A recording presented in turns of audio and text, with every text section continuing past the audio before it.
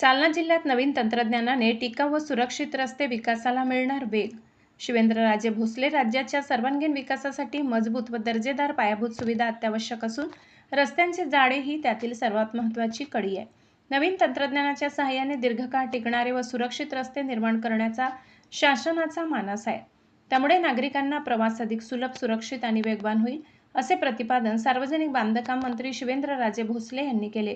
जाफराबाद येथे आयोजित विविध विकास कामांच्या लोकार्पण व भूमिपूजन कार्यक्रमात ते बोलत होते. यावेळी त्यांनी सार्वजनिक बांधकाम विभागाच्या कामामध्ये पारदर्शकता, उच्च दर्जा आणि वेळेत पूर्णतः यावर विशेष भर दिला जाईल असे स्पष्ट केले. प्रलंबित कामे लवकर पूर्ण करून नागरिकांना दर्जेदार सुविधा उपलब्ध करून देण्याचा शासनाचा ठाम निर्धार असल्याचे त्यांनी नमूद केले. विकासासाठी निधी उपलब्ध होणार. रावसाहेब दानवे. माजी केंद्रीय राज्यमंत्री रावसाहेब दानवे यांनी भोकरदन जाफराबाद मतदारसंघातील रस्ते, पूल आणि इतर पायाभूत सुविधांसाठी मोठ्या निधीची गरज अधोरेखित केली. केंद्र व राज्य सरकारच्या समन्वयातून विकास कामांना गती मिळेल आणि नागरिकांचे जीवनमान उंचावेल असा विश्वास त्यांनी व्यक्त केला.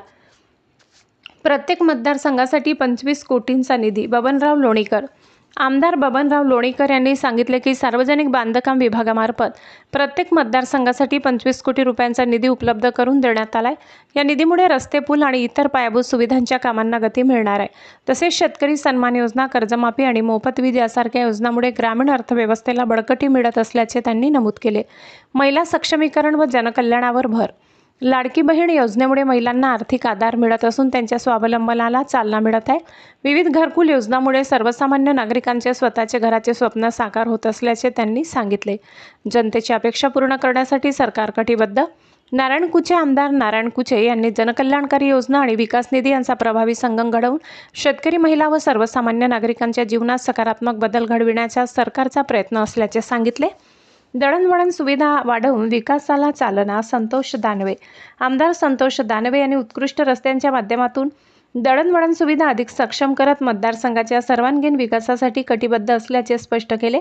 उपस्थित मान्यवर. या कार्यक्रमाला माजी आमदार विलासराव खरात, भास्कर दानवे, वंदना मगरे, राजेश राऊत यांच्यासह अनेक मान्यवर व नागरिक मोठ्या संख्येने उपस्थित होते. माधव न्यूज महाराष्ट्र. संपादक सुरेश पोटे. इतकंच. अशा आणखी महत्त्वाच्या बातम्या पाहण्यासाठी आमच्यासोबत जोडलेले रहा. आमचा व्हिडिओ लाईक, शेअर आणि चॅनल सबस्क्राईब करायला विसरू नका. धन्यवाद.